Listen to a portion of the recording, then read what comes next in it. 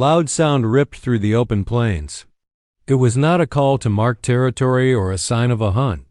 It was something different, something that made the people who cared for the Serengeti Nature Reserve stop where they were. On the viewing platform, visitors naturally moved back as the sound echoed across the golden land, causing birds to fly into the air. Malik, the grand lion with a black mane, known for his calm nature, now stood fully upright at the edge of his area, his eyes focused on a spot beyond the safety fence.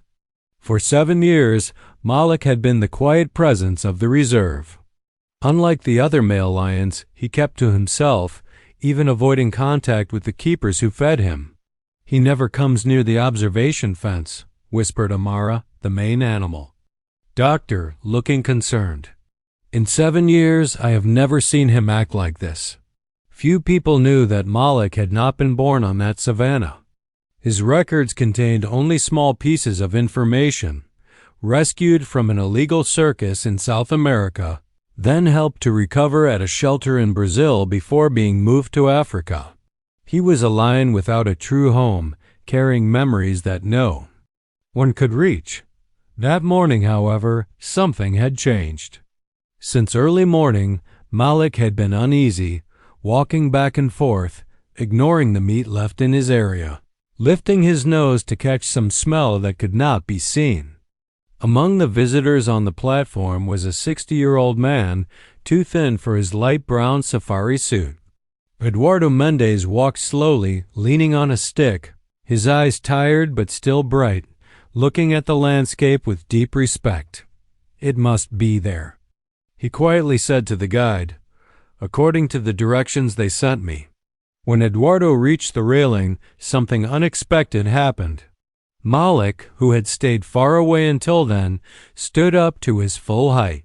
His nose opened wide, testing the air, and then, against all expected behavior, the lion moved toward the platform with sure steps. The guides quickly told the visitors to move back, but Eduardo stayed still, his eyes fixed on the magnificent creature coming near him. "Sir, please, we need you to move back," the guide insisted, touching his arm. But Eduardo only smiled, a single tear rolling down his lined face. "He remembers," he whispered almost to himself. Malik stopped a few feet from the fence, standing tall, his black mane gently moving in the wind. His amber eyes, usually distant, were now intensely focused on the older man. The quiet that followed was total. The visitors, the guides, the keepers, all held their breath, unaware witnesses to something they did not understand. Then Malik did something amazing.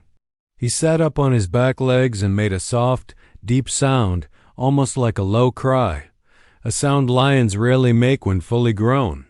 Eduardo, shaking, reached into his pocket and pulled out a small, round metal object, an old brass whistle, worn smooth by time. Without blowing it, he simply held it in his open hand. Upon seeing the object, Malik tilted his head slightly and tapped his front paw 3 times on the ground.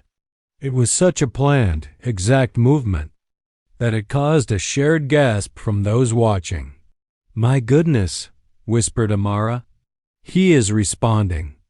James Amandi, the reserve's head animal doctor, watched the scene with increasing understanding. He approached Eduardo while the keepers kept the visitors at a safe distance.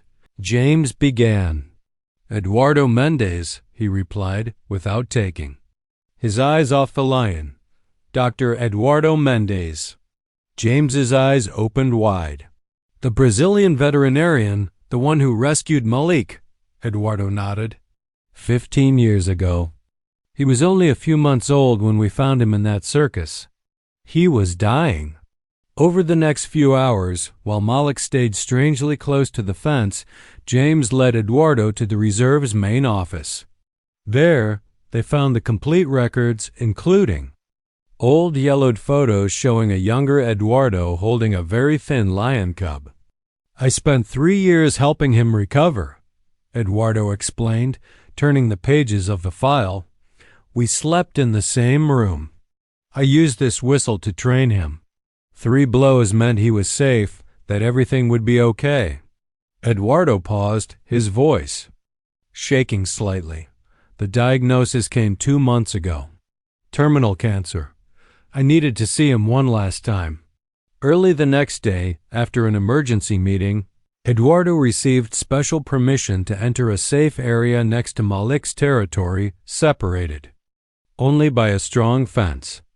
Rules required the presence of animal handlers armed with calming drugs, although Eduardo insisted they would not be needed. When they took him to the meeting point, Malik was already there, waiting as if he knew. The large lion approached the fence with intentionally slow steps, his body relaxed. Eduardo knelt down, ignoring the pain in his weak joints. He took a piece of old, faded cloth from his pocket, a tiny blue blanket that had belonged to Malik when he was a cub. "Remember this, old friend," he whispered, pressing the cloth against the fence. Malik came closer, his powerful nose inches from Eduardo's fingers. He breathed in deeply, his eyes never leaving the man's. Then, to the surprise of the keepers present, the lion closed his eyes and began to make a steady, deep sound, not a roar, but a kind of much louder purr that seemed to come from his very core. Eduardo raised the whistle with shaking hands and this time blew it softly 3 times, the old signal for safety. Malik immediately stamped his paw on the ground 3 times in perfect timing. Quiet tears ran down the faces of the keepers. Amara covered her mouth with her hands, unable to fully understand what she was seeing. James, the cautious animal doctor who had looked after hundreds of large cats, felt something change inside his scientific view. In the weeks that followed, under close watch, Eduardo was allowed to visit Malik daily.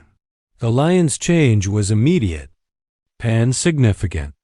Malik, who for 7 years had refused to interact, now showed signs of new energy. He began to eat regularly. His fur became shiny again, and for the first time since he arrived, the keepers heard him make sounds, not with threatening roars, but with soft calls that seemed to ask for a response. "It is scientifically amazing," Amara explained during a meeting with researchers who had been called quickly. "Long-term memory in large cats has never been documented with this much clarity. We are seeing proof that could change our understanding of animal awareness." Eduardo, however, saw the situation simply. "It is not science," he said one afternoon as he watched Malik play with the old blue blanket that now stayed permanently in his enclosure. "It is love. It is that simple." 3 months after his arrival at the reserve, Eduardo's health began to decline quickly. Local doctors had given him 6 months to live.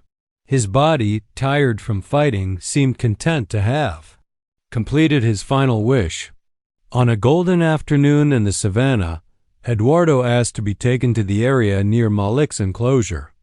This time, he carried a small camera.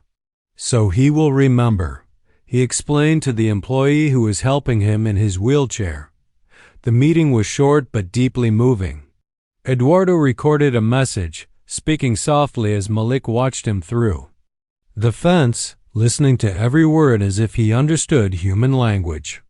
At the end, Eduardo blew the whistle 3 times and gave it to James. 3 blows every day, he instructed, and show him the video when he seems restless. 2 weeks later, Eduardo passed away peacefully in his living area on the reserve.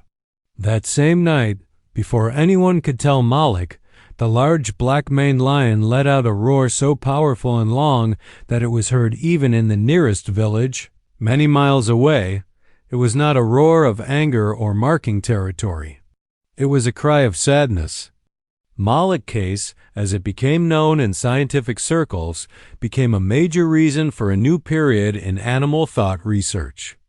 Articles were published in important journals, and the reserve's rules were updated to include full histories of all rescued animals, including sounds, objects, and smells linked to their first caregivers.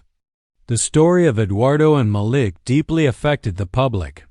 People from all over the world began sending letters, telling about similar experiences with animals they had rescued and later set free. At the reserve, James faithfully followed Eduardo's instructions. Every afternoon at 5 o'clock, he approached Malik's territory and blew the whistle 3 times. The lion always responded with 3 pats on the ground, a routine that visitors now eagerly waited to see.